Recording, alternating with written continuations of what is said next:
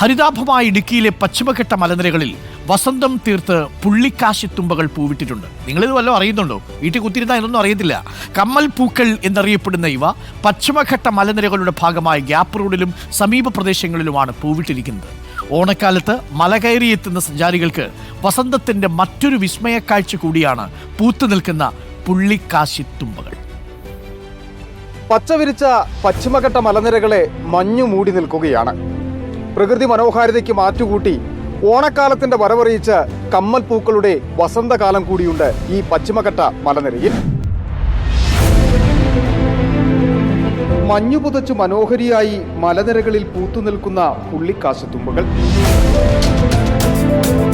മനസ്സിന് കുളിര് പകരുന്ന മറ്റൊരു കാഴ്ച.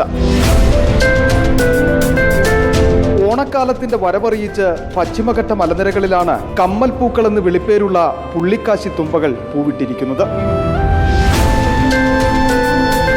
കൊച്ചി ധനുഷ്കോടി ദേശീയപാതയിൽ ഗ്യാപ്പ് റോഡിലും സമീപ പ്രദേശത്തും ഇവ വ്യാപകമായി പൂവിട്ടിട്ടുണ്ട്.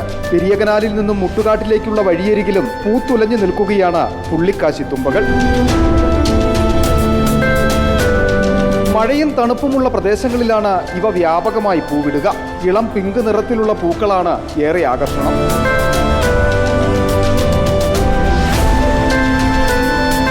എത്ര വെയിലിലും മഞ്ഞും തണുപ്പുമുള്ള പശ്ചിമഘട്ട മേഖലയിൽ എല്ലാ വർഷവും ഓണക്കാലത്തിന്റെ വരവറിയിച്ച് പുള്ളിക്കാശിത്തുമ്പകൾ പൂവിട്ട് നിൽക്കും.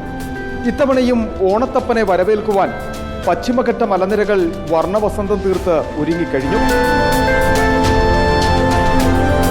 ഓണക്കാലം ആഘോഷമാക്കാൻ മല കയറിയെത്തുന്ന സഞ്ചാരികൾക്ക് വസന്തത്തിന്റെ വിസ്മയ കാഴ്ചയാണ് പശ്ചിമഘട്ട മലനിരകൾ ഇവിടെ ഒരുക്കിയിരിക്കുന്നത്. വീഡിയോ ജേർണലിസ്റ്റ് സന്തോഷ് ശേഖർക്കൊപ്പം reporter Sandeep Rajakkad, in reporter, Idukki.